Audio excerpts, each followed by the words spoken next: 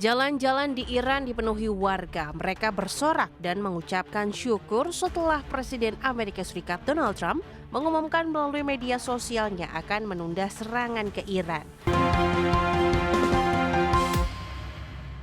Warga Iran turun ke jalan dan bersorak merayakan gencatan senjata selama 2 pekan yang diumumkan Presiden Amerika Serikat Donald Trump. Tidak hanya warga Iran, warga Irak di Baghdad juga ikut merayakan gencatan senjata.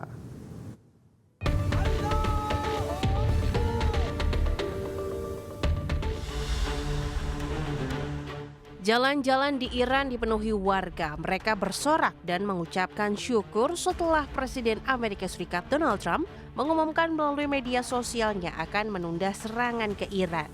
Pemerintah Iran menegaskan gencatan senjata ini adalah bentuk kemenangan Iran dalam perang melawan AS dan Israel. Meski ditunda selama 2 pekan, Iran tetap bersiap menghadapi serangan Israel.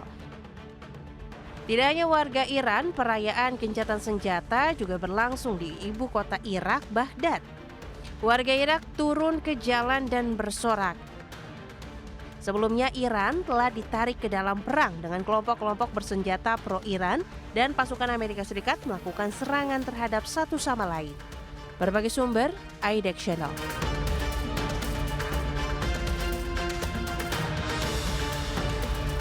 Kesepakatan gencatan senjata antara Amerika Serikat dan Iran turut membuat nilai tukar rupiah menguat terhadap dolar Amerika Serikat pada perdagangan Rabu ini. Pada perdagangan siang tadi, rupiah di pasar spot tercatat menguat 0,55% ke level Rp17.011 per dolar setelah sehari sebelumnya sempat melemah di level Rp17.100 per dolar. Analis mata uang dan komoditas Ibrahim As-Suhaibi menilai penguatan rupiah dipicu oleh meredanya ketegangan geopolitik antara Amerika Serikat dan Iran. Selain itu, gencatan senjata selama 2 minggu termasuk pembukaan kembali Selat Hormuz mendorong penurunan harga minyak dunia yang sebelumnya sempat melonjak akibat eskalasi konflik. Ibrahim memperkirakan tren penguatan ini masih berlanjut dalam 2 pekan ke depan. Dengan adanya gencatan senjata selama 2 minggu ini, dia cukup positif untuk pasar. Ya, ini pun juga melihat dari pelemahan indeks dolar yang begitu tajam pada saat pembukaan pasar tadi pagi yang terjadi gap down yang cukup luar biasa. Ini berdampak terhadap penguatan mata uang rupiah.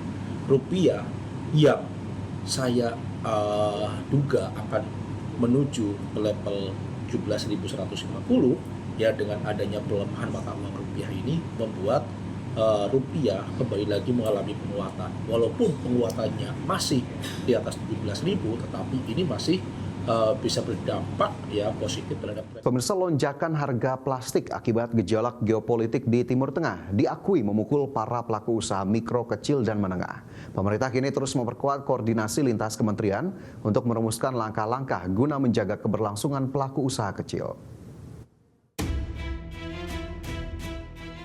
Pemerintah mengakui lonjakan harga plastik akibat gejolak geopolitik di Timur Tengah memukul para pelaku usaha mikro, kecil, dan menengah atau UMKM. Menurut Menteri UMKM Maman Abdurrahman, saat ini koordinasi lintas kementerian terus dilakukan untuk merumuskan langkah-langkah guna menjaga keberlangsungan pelaku usaha kecil. Maman memastikan pihaknya akan menjaga stabilitas pasokan dan solusi atas kenaikan harga yang kian membebani ongkos produksi UMKM. Ya, khusus ini saya sudah tugaskan Eselon 1 Pak Riza dan Pak Temi untuk bicarakan dengan Kementerian Perdagangan. Jadi kan begini, itu kan ada produk turunan dari crude oil kita sebagai salah satu bahan untuk produksi plastik. Nah, ini nanti lagi sedang dalam pembicaraan. Jadi kemarin pas saya di Cina dapat laporan itu dan saya sudah tugaskan tim Eselon 1 untuk bicara dengan Kementerian Perdagangan. Nanti hasilnya seperti apa saya kabarin ke teman-teman media. Berarti sejauh ini dari pelaku UMKM belum ada? Sudah ada keluhan, sudah ada aspirasi yang menyampaikan ke kita bahwa kebutuhan akan bahan-bahan plastik untuk bungkus produknya mereka itu sekarang sudah mulai naik. Sebelumnya harga plastik di dalam negeri dilaporkan melonjak lebih dari 50% seiring memanasnya konflik di Timur Tengah yang melibatkan Amerika Serikat, Israel, dan Iran. Konflik yang berdampak pada ditutupnya Selat Hormuz mengganggu pasokan bahan baku utama plastik dan mendorong kenaikan harga di pasar domestik. Dari Jakarta, Ade Firmansyah, IDEX Channel.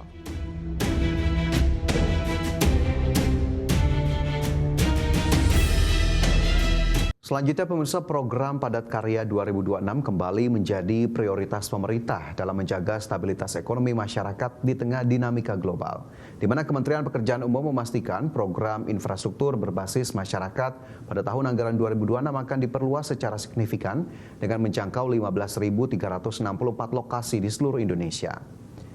Menteri Pekerjaan Umum Dodi Hanggodo menyampaikan bahwa kebijakan ini tidak hanya ditujukan untuk mempercepat pembangunan infrastruktur, melainkan juga untuk membuka lapangan kerja dalam jumlah besar, di mana pemerintah menargetkan program ini mampu menyerap hingga 1 juta tenaga kerja, sekaligus mendorong pertumbuhan ekonomi lokal di berbagai daerah.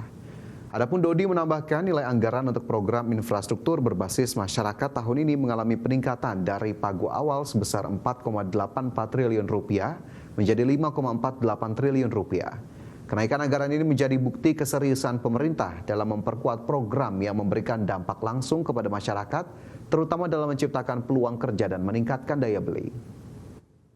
Sesuai dengan info di awal, kami tetap sedang melakukan konsolidasi agar optimalisasi penganggaran tersebut tidak dilakukan pada infrastruktur berbasis masyarakat.